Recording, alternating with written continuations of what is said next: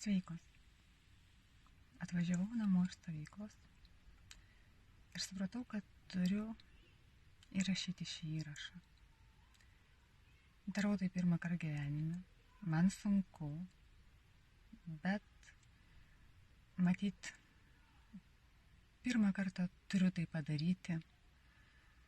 Nesupratau, kad iš šios stovyklos aš atvažiavau kitokia. Tai man leido suprasti labiau save, pažinti save, moteriškumą. Ir ta stovykla iš tikrųjų daug davė. Ir važiuojant kelyje, supratau, kad iš tikrųjų džiaugiuosi, kad joje buvau. Jinai net netrūksta žodžių pasakyti, kokią reikšmę jinai man turėjo. Džiaugiuosi, kad buvau Kristinos stovykloje, aš esu.